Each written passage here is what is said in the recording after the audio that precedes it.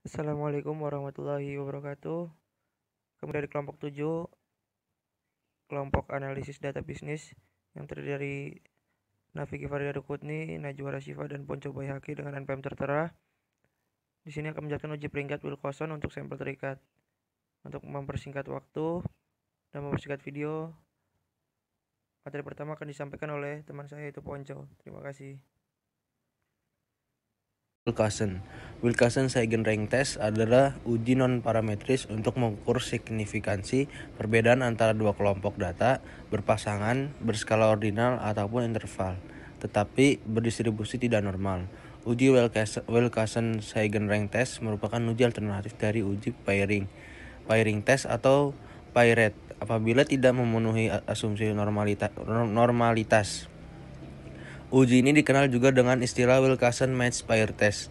Wilcoxon-Heigenreich Test adalah uji non-parametris untuk mengukur signifikansi perbedaan antara dua kelompok data berpasangan berskala ordinal ataupun interval tetapi berdistribusi tidak normal. Uji Wilcoxon-Heigenreich Test merupakan uji alternatif dari uji pairing test atau paired apabila tidak memenuhi asumsi normalitas. Uji ini dikenal juga dengan istilah Wilcoxon Matched Pair Test. Sebagai uji Wilcoxon-Heigenreich test, yaitu mengukur signifikansi perbedaan nilai ujian siswa sebelum dan sesudah pelajaran. Dari ini kita bisa mengetahui bahwa terdapat dua variabel, antara lain variabel 1 bebas yaitu pelajaran dengan dua kelompok, sebelum pelajaran dan sudah pelajaran. Satu variabel terikat yaitu nilai ujian. Untuk lebih jelasnya bisa kalian lihat gambar di bawah ini. Asumsi-asumsi syarat uji Wilcoxon. Variable dependent berskala data original atau interval rasio tetapi berdistribusi tidak normal. Oleh karenanya, Anda perlu melakukan uji normalitas terlebih dahulu pada selisih antara kedua kelompok. Variabel independen terdiri dari dua kategori yang bersifat berpasangan. Bentuk dan sebaran data antara kedua kelompok yang berpasangan adalah simetris. Jika tidak memenuhi asumsi ini, maka gunakanlah alternatif uji yang lain yaitu uji Eigen test. Selanjutnya materinya akan dilanjutkan oleh teman saya. Terima kasih. Berikutnya ada pengujian Wilcoxon-Ransom. Tipe pengujian ini digunakan untuk menguji hipotesis yang menyatakan bahwa dua kelompok data memiliki karakter yang sama. Untuk melakukan pengujian ini, asumsi dasar yang dibutuhkan adalah data berasal dari satu populasi yang sama. Pengukuran data diukur dengan cara menggunakan skala interval serta data dipilih secara independen dan random. Yang kedua adalah pengujian Wilcoxon-Heigenreich. Jenis pengujian ini yaitu asumsi yang digunakan dengan adanya perbedaan pada dua kelompok data yang diuji. Seringkali Heigenreich ini digunakan sebagai alternatif untuk dites ketika data populasi bukan termasuk dalam distribusi normal. Berikutnya ada langkah-langkah uji jenjang bertanda Wilcoxon. Yang pertama, berikan jenjang rank untuk tiap beda dari pasangan pengamatan YI min XI sesuai dengan besarannya, dari yang terkecil sampai dengan yang terbesar tanpa memperhatikan tanda dari beda itu. Yang kedua, bila ada dua atau lebih beda yang sama, maka jenjang untuk tiap-tiap beda itu adalah jenjang rata-rata. Yang ketiga, bubuhkan tanda positif atau negatif pada jenjang untuk tiap beda sesuai dengan tanda dari beda itu. Beda 0 tidak diperhatikan. Yang keempat, jumlahkan semua jenjang bertanda positif atau negatif tergantung dari mana yang memberikan jumlah yang lebih kecil setelah tandanya dihilangkan. Notasi jumlah jenjang yang lebih kecil ini dengan T. Yang terakhir adalah bandingkan nilai T yang diperoleh dengan nilai T uji Wilcoxon. Selanjutnya, materi akan disampaikan oleh teman saya. Terima kasih. Soal, seorang dokter ingin melakukan penelitian dan ingin melihat pengaruh dari suatu obat. 8 orang pasien yang diambil secara acak, diukur kapasitas pernafasannya sebelum dan sesudah diberikan obat tertentu. Hasilnya sebagai berikut.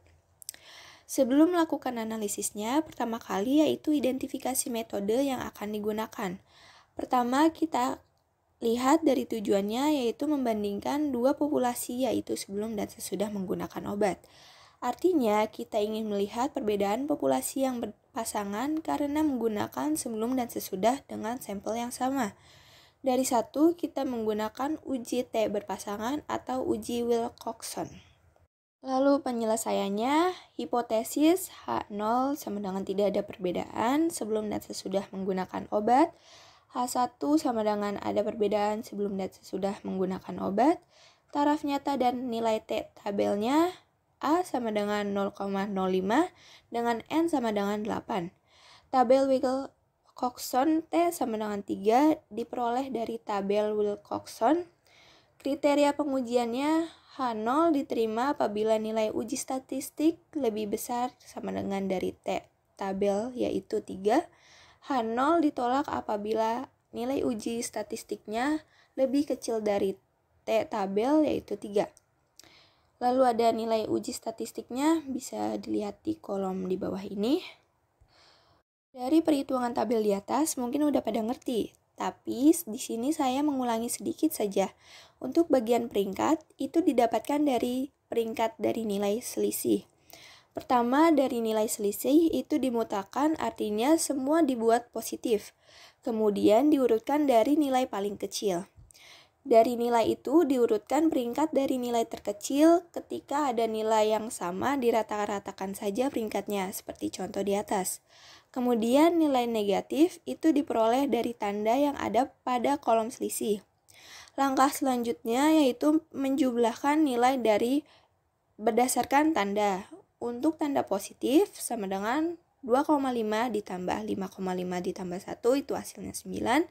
Untuk tanda negatif 8 ditambah 2,5 ditambah 4 ditambah 7 dan ditambah 5,5 itu hasilnya 27. Untuk melihat nilai uji statistiknya yaitu dari nilai terkecil dari nilai tersebut yaitu tanda positif 9 sehingga nilai statistiknya 9. Kesimpulannya, berdasarkan hasil tersebut diperoleh hasil bahwa nilai uji statistik lebih besar sama dengan dari T tabel, yaitu 9 lebih besar daripada 3. Sehingga berdasarkan kriteria pengujian diperoleh hasil terima H0 sehingga disimpulkan bahwa tidak ada perbedaan sebelum dan sesudah menggunakan obat. Sekian video penjelasan dari kelompok 7. Kurang lebihnya kami mohon maaf, dan apabila ada kata-kata yang kurang berkenan mohon dimaafkan. Wassalamualaikum warahmatullahi wabarakatuh.